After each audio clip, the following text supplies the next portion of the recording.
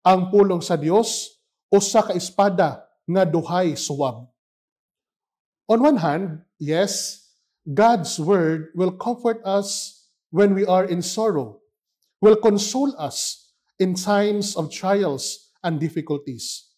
On the other hand, ang pulong sa Diyos will also confront us in our hypocrisy, will challenge us in our mediocrity and complacency. But in the end, dear friends, if we allow God's word to touch us, it will transform us and bring us closer to the word of God Himself, Jesus.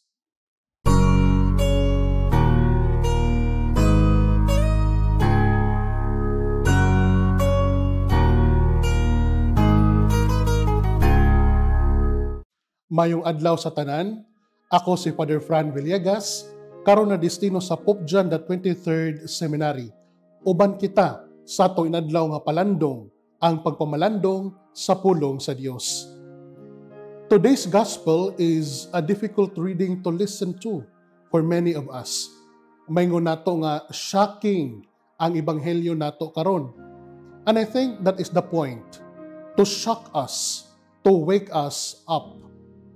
Our Lord tells His disciples in our gospel today, "Do not think that I have come to bring peace upon the earth.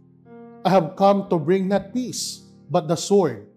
For I have come to set a man against his father, a daughter against her mother, and a daughter-in-law against her mother-in-law. And one's enemies will be those of his household. Whoever loves father or mother more than me is not worthy of me, and whoever loves son or daughter more than me is not worthy of me." Dear friends, let me offer two important lessons that we can get from our gospel reading today. Number one, not peace but sword. Usahay, we confuse peace with complacency. Daw sa unang tanaw, pareho apan tinuod lahi ang kalinaw ug ang tumang kumpiyansa. Complacency is false peace and even harmful. It makes us fall asleep. Og sa maong paghikatulog, nawala usab ang mga importanteng kahigayunan, nawala ang mga importanteng kabahin sa tuang kinabuhi. Our Lord comes to interrupt that false peace by appending our lives. Maayo tingali nga panagsa, uyugon from time to time, ang atong kinabuhi aron mahigmata kita gikan sa tumang kumpiyansa.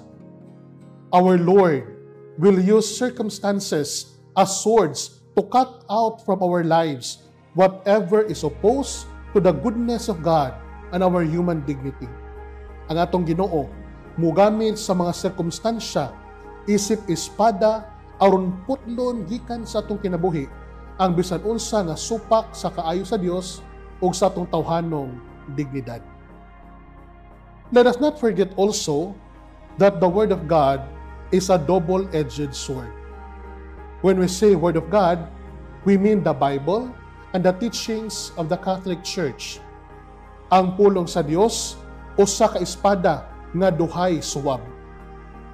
On one hand, yes, God's Word will comfort us when we are in sorrow, will console us in times of trials and difficulties. On the other hand, ang pulong sa Dios will also confront us in our hypocrisy, will challenge us in our mediocrity and complacency. But in the end, dear friends, if we allow God's Word to touch us, it will transform us and bring us closer to the Word of God Himself, Jesus. Number two, nothing before God. Sayod ta nga ang pamilya importante kaayo.